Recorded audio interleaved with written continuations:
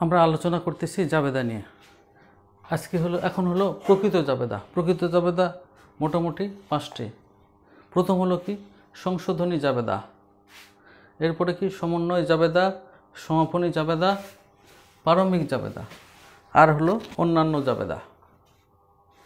তো প্রথম হলো কি সংশোধনী জাবেদা। লেনদেনের লিপিবদ্ধ কারণে কোনো ভুল সংঘটিত হলে হিসাবে কাটাছেঁড়া করে ঠিক করা যায় না। জাবেদা দাখিলার মাধ্যমে ঠিক করতে হয়। ভুল সংশোধনের জন্য যে জাবেদা দাখিলা করা হয় তাকে সংশোধনী জাবেদা বলে। তো প্রথম হলো হিসাবে ভুল হতে হয়, মানুষ মানে ভুল হয়। তো ভুল হলে কাটাছেঁড়া করা যায় না। কেন? প্রথম হলো যে ভুল হয়েছে একটা, কি ভুল হয়েছে আমরা উদাহরণ দিয়ে দেখি। তো কাটাছেঁড়া করা যায় না, সেই জন্য কী করতে, ভুল সংশোধনের জন্য আবার আর একটা জাবেদা করা লাগে, জাবেদা করতে হয়। তো এই যে ভুল সংশোধনের জন্য যে জাবেদা করা হয় সেটা হলো সংশোধনী জাবেদা। তো আমরা দেখব যে এই যে কথা বলতেছে যে কাটাছেঁড়া করা যায় না, কেন কাটাছেঁড়া করা যায় না সেটা আমরা বুঝবো। প্রথম হলো দেখো, উদাহরণ হলো কি আসবাবপত্র ক্রয় করা হয়েছে 10,000 টাকা, আসবাবপত্র ক্রয় করা হয়েছে 10,000 টাকা, তাহলে জাবেদা কী হবে, আসবাবপত্র হিসাব ডেবিট হবে আর নগদান হিসাব ক্রেডিট হবে।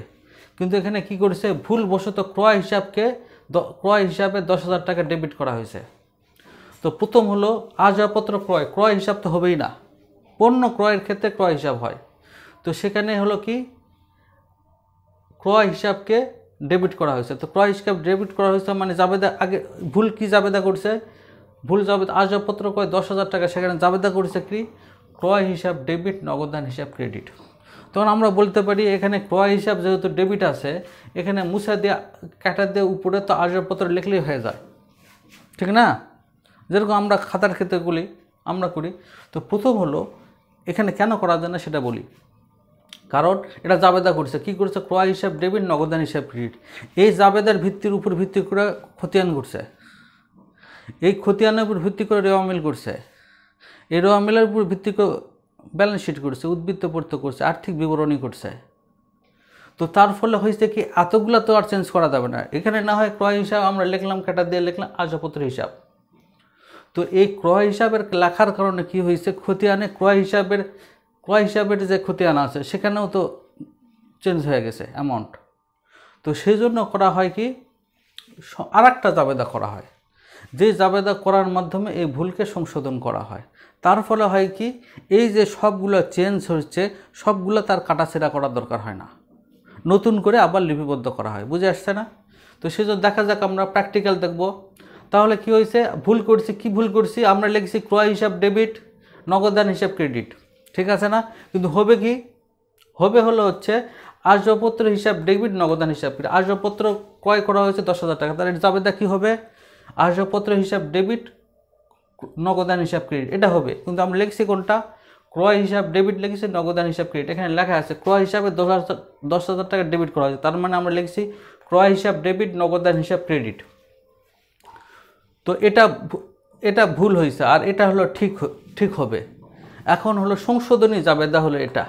এখন সংশোধনী জাবেদা কি হবে, সংশোধনী জাবেদা এমনভাবে করতে হবে যেন এই দুটা মিলা যায়, এই দুটার মাধ্যমে সঠিক একটা আসে। যেরকম এখানে কী হয়েছে, ক্রয় হিসাব তো আসবাবপত্র ক্রয়ের মধ্যে আসবেই না, তার মানে কি এই ক্রয় হিসাবকে ভ্যানিশ করে দিতে হবে। তো অ্যাকাউন্টিংয়ে ভ্যানিশ করার পদ্ধতি কি, ক্রয় হিসাব যেহেতু ডেবিট আছে, তাহলে ক্রয় হিসাব যদি ক্রেডিট করি, আমরা ক্রয় হিসাবকে যদি ক্রেডিট করি তাহলে ক্রয় হিসাব ভ্যানিশ হয়ে যাবে। ক্রয় হিসাবকে ডেবিট করেছি আমরা 10,000 টাকা, তাহলে ক্রয় হিসাবকে ক্রেডিট করি যদি 10,000, তো 10,000 মাইনাস 10,000 = 0। যেরকম আমরা জানি প্লাস 10,000 ওখান থেকে মাইনাস যদি করা হয় 10,000 তাহলে 0 হয়ে যায়। তো এখানে আমরা ঠিক জাবেদার মাধ্যমে, সমন্বয় জাবেদার মাধ্যমে আমরা তাই করি। কি করি, এখানে ক্রয় হিসাবকে আমরা ডেবিট করছি 10,000 টাকা, তাহলে ক্রয় হিসাবকে এখানে ক্রেডিট করা হলো 10,000, তাহলে কি হলো, ক্রয় হিসাব ডেবিট এটা ভ্যানিশ হয়ে গেল। এরপরে কী করা হলো, আসবাবপত্রের হিসাব নিয়ে আসতে হবে। কারণ হলো আমরা যে ভুল জাবেদা করছি এখানে আসবাবপত্রের হিসাব লেখেই নি, তখন আসবাবপত্রের হিসাব তো নিয়ে আসতে হবে। সেই জন্য কী করা হয়েছে, প্রথমেই করা হয়েছে আসবাবপত্রের হিসাব ডেবিট 10,000। তাহলে কি হলো, এখন হলো এই যে এই দুটা এই সংশোধনী করা হলো, এই সংশোধনী করার পরে কি হলো, এই যে জাবেদা ছিল সেটা চেঞ্জ হয়ে এই জাবেদা হলো। বুঝে আসছে? আসল জাবেদা হতে কত, আসবাবপত্র হিসাব ডেবিট, নগদান হিসাব ক্রেডিট। আগে আমরা করছি ক্রয় হিসাব ডেবিট, নগদান হিসাব ক্রেডিট করা হয়েছে। তো সংশোধনী জাবেদার মাধ্যমে কি করা হলো, যে এটাকে চেঞ্জ করা দেওয়া হলো। যেরকম ক্রয় হিসাব আমরা ডেবিট দিছি 10,000, ক্রয় হিসাব ক্রেডিট দেওয়া হলো, তার ক্রয় হিসাব ভ্যানিশ হয়ে গেল। তাহলে এখন কি থাকলো, আসবাবপত্র হিসাব ডেবিট থাকলো 10,000, নগদান হিসাব ক্রেডিট থাকলো 10,000। তাহলে এটা হয়ে গেল। বুঝে আসছে না? তো তোমাদের শুধু উদাহরণ হিসাবে এই সংশোধনী জাবেদা দিতে হবে। আমরা শুধু এই দুটা জাবেদা করছি শুধু তোমাদেরকে বোঝানোর জন্য। এটা হলো তোমাদের হলো দেওয়ার দরকার নেই, তোমরা শুধু পরীক্ষাতে আসলে এটা দিবা, তাহলেই হবে। এই দুটা জাবেদা করা হয়েছে শুধু তোমাদেরকে সহজে বোঝানোর জন্য। এরপর দ্বিতীয় আছে সমন্বয় জাবেদা। সমন্বয় জাবেদা কী জিনিস, আর্থিক বিবরণী প্রস্তুত করার সময় বকেয়া বা অগ্রিম খরচ, বকেয়া বা অগ্রিম আয়, অবচয় বা অবলোপন, কুঋণ সঞ্চিতি ইত্যাদি লেনদেনের প্রাথমিক হিসাব বইতে লিপিবদ্ধ করার জন্য যে জাবেদা প্রস্তুত করা হয় তাকে সমন্বয় জাবেদা বলে। সমন্বয় জাবেদা কী জিনিস আমরা এখন উদাহরণ দিয়ে বুঝবো। সেটা হলো কি, 2024 সালে ভাড়া বাবদ পরিশোধ করা হয়েছে 10,000 টাকা। আর্থিক বিবরণী প্রস্তুতির পূর্বে জানা গেল ভাড়ার মধ্যে অগ্রিম ভাড়া 2,000 টাকা অন্তর্ভুক্ত। তাহলে কি হয়েছে, সমন্বয় জাবেদা কী জিনিস, সমন্বয় জাবেদা তাহলে কি কি বিষয়ে সমন্বয় জাবেদা হয়, অগ্রিম, বকেয়া বা অগ্রিম খরচ, বকেয়া বা অগ্রিম আয়, অবলোপন, অবচয় ইত্যাদির ক্ষেত্রে সমন্বয় জাবেদা করতে হয়। যেরকম কি জানা গেল, 2024 সালে ভাড়া বাবদ পরিশোধ করা হয়েছে 10,000, কিন্তু পরবর্তীতে জানা গেল এই ভাড়া পরিশোধ করা হয়েছে 10,000, এর মধ্যে অগ্রিম ভাড়া আছে 2,000, অগ্রিম ভাড়া 2,000 টাকা অন্তর্ভুক্ত। ভাড়া বাবদ 10,000 টাকা পরিশোধ করা হয়েছে, আর্থিক বিবরণী প্রস্তুতির পূর্বে জাবেদার মধ্যে অগ্রিম ভাড়া 2,000 টাকা অন্তর্ভুক্ত। তাহলে আগের জাবেদা কি করা হয়েছে, ভাড়া বাবদ 10,000 টাকা পরিশোধ, ভাড়া হিসাব ডেবিট করা হয়েছে 10,000, আর নগদান হিসাব ক্রেডিট করা হয়েছে 10,000। আর এখন কি হবে, আসলে জাবেদা কি হবে, জাবেদা যেহেতু 10,000 টাকা পরিশোধ করা হয়েছে, এরপরে কথা আসছে কি অগ্রিম ভাড়া 2,000 টাকা অন্তর্ভুক্ত আছে। তাহলে এই দুটা সহকারে জাবেদা হবে ভাড়া হিসাব ডেবিট 8,000, অগ্রিম ভাড়া হিসাব ডেবিট 2,000, নগদান হিসাব ক্রেডিট 10,000।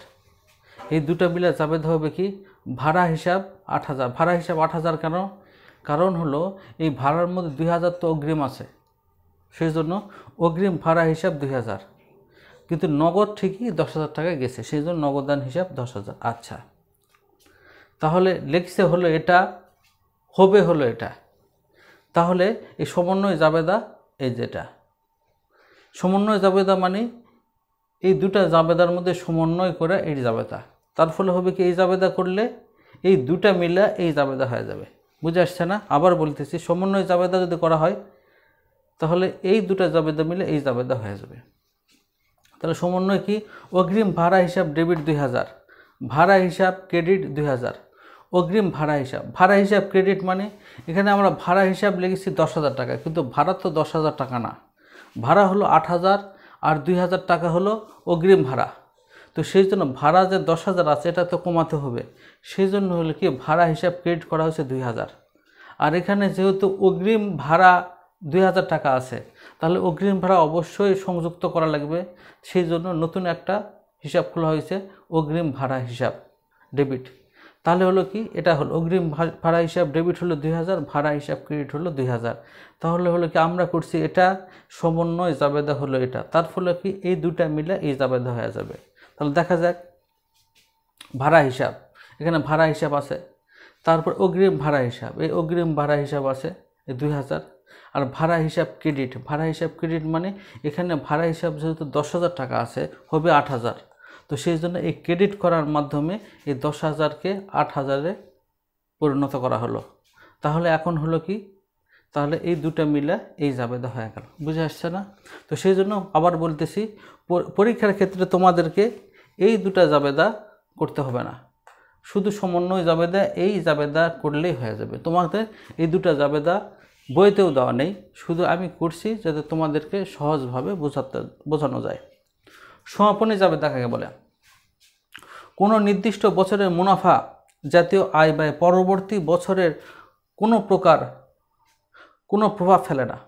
সমাপনী জাবেদার ক্ষেত্রে কি কোনো নির্দিষ্ট বছরের মুনাফা জাতীয় আয় ব্যয় পরবর্তী বছরে কোনো প্রভাব ফেলে না।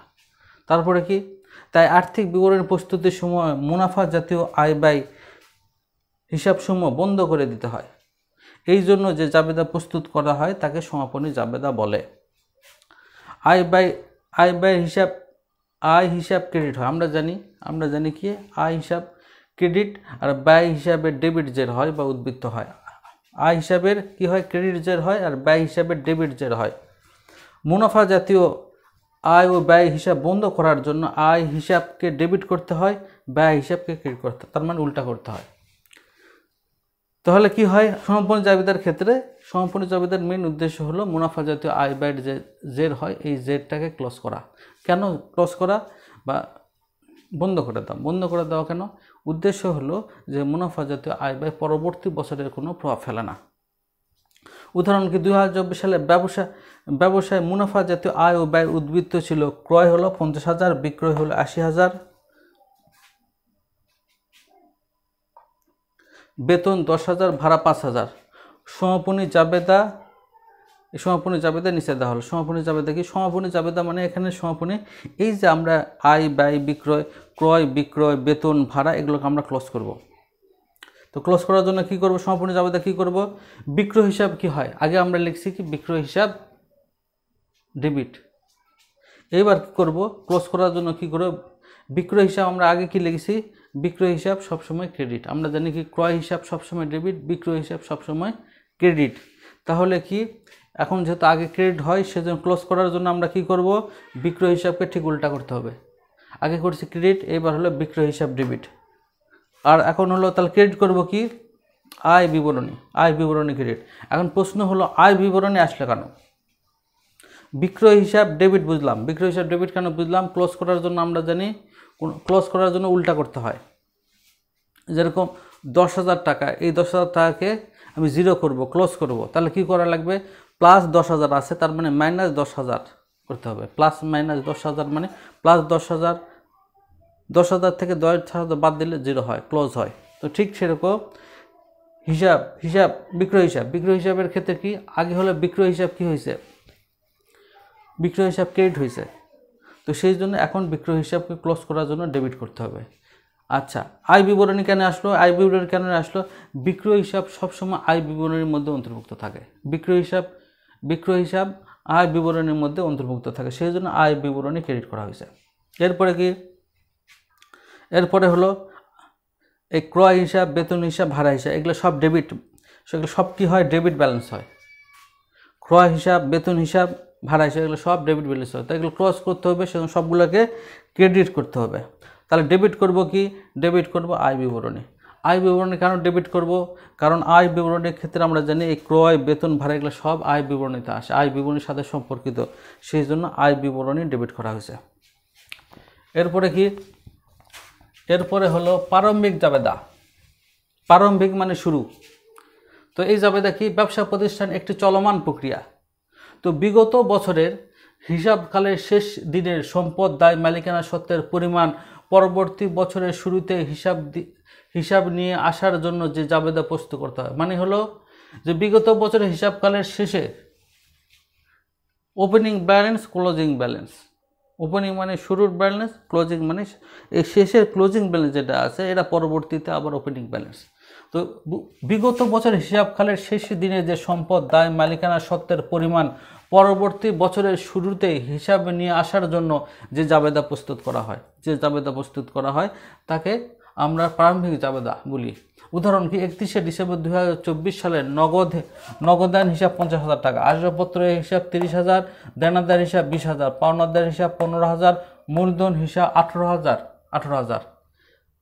তাহলে এটা হলো 31শে ডিসেম্বর তারিখের এটা। তাহলে হলো কি, এটা হবে তাহলে 2024, এটা হলো 1 জানুয়ারি 2025 হবে। বুঝে আসছে না? তাহলে এটা 31শে ডিসেম্বর গত বছরের ছিল, পরের বছর 1 জানুয়ারি 1 তারিখে তাহলে ব্যালেন্স কী হবে,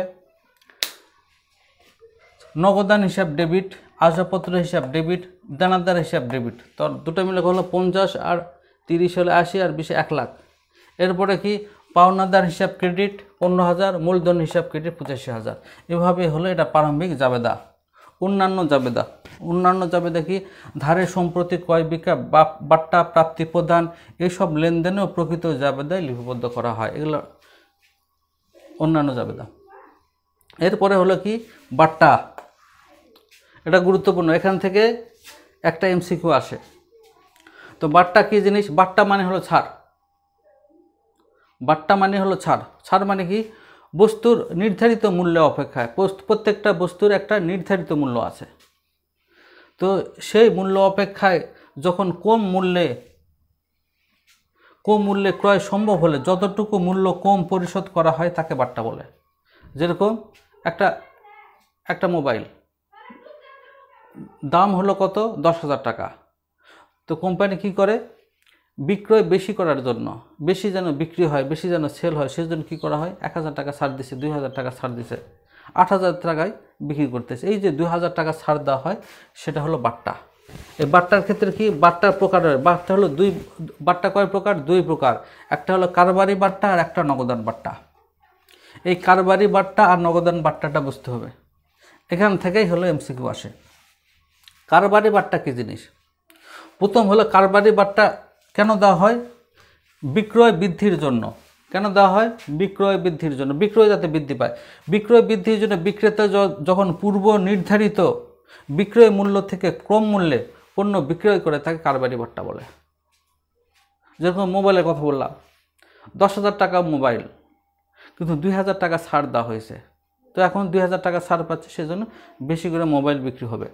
তো এটা হলো কারবারি বাট্টা, মানে বিক্রয় বৃদ্ধির জন্য বিক্রেতা যখন বিক্রয় মূল্য থেকে কিছু ছাড় দেয় সেটাই হলো কারবারি বাট্টা।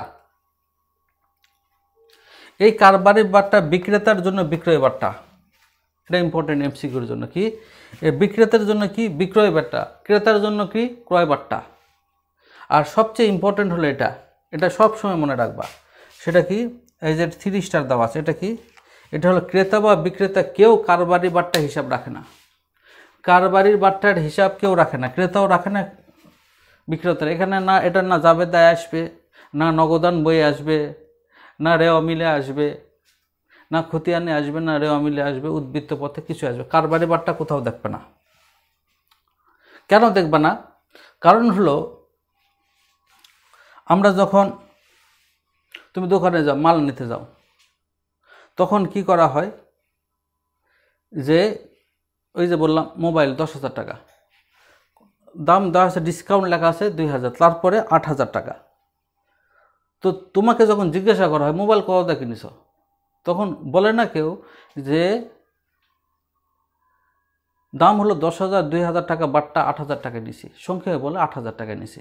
তো ঠিক সেরকম কারবারি বাট্টার ক্ষেত্রে এটা সবচেয়ে ইম্পর্টেন্ট মনে রাখবে। কারবারি ক্রেতা বা বিক্রেতা কেউ কারবারি বাট্টা হিসাব রাখে না, কারণ সবাই ওই যে 8,000 টাকা দিয়ে নিচে এটাই রেকর্ড করে। মোবাইল কত দেখানো হয়েছে? 8,000, এটাই রেকর্ড হচ্ছে, এটাই জাবেদায় রেকর্ড হচ্ছে, এটাই খতিয়ানে রেকর্ড হচ্ছে, এটাই নগদান বই আসতেছে, এটাই হলো রেওয়া মিলে যাচ্ছে। বুঝে আসছে?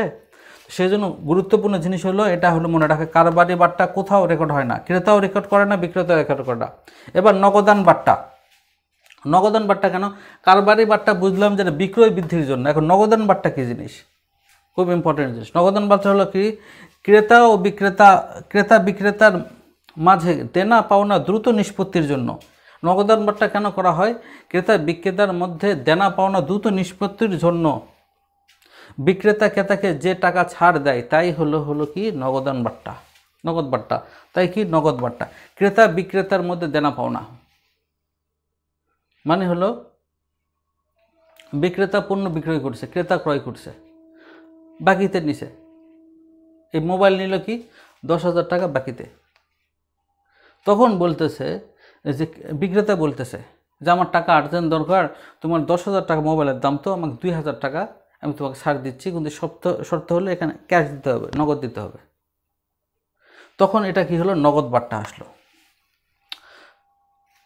তাহলে হলো কি? এটা বিক্রেতার জন্য প্রদত্ত বাট্টা, নগদ বার্তা বিক্রেতার জন্য প্রদত্ত, বিক্রেতার জন্য প্রদত্ত বার্তা মানে বিক্রেতা এই বার্তা প্রদান করে সেই জন্য প্রদত্ত বার্তা, আর ক্রেতা যেহেতু এই বার্তা পায় সেই জন্য এটা কি ক্রেতার জন্য প্রাপ্ত বার্তা। এটা হলো ইম্পর্টেন্ট, এমসিকিউর জন্য এটা ইম্পর্টেন্ট।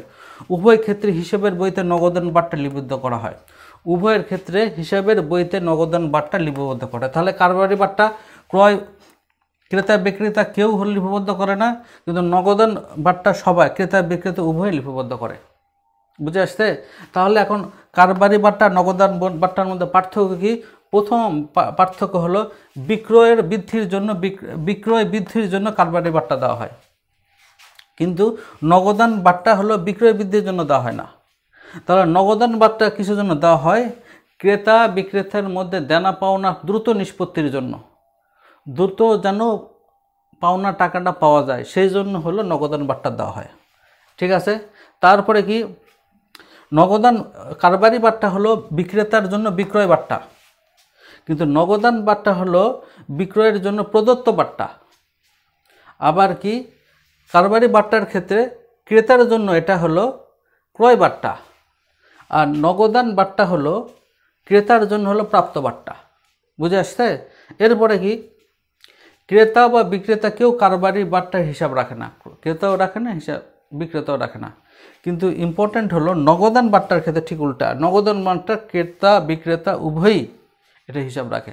তাহলে আমরা কারবারি বার্তা নগদান বার্তার আমরা উদাহরণ বুঝলাম।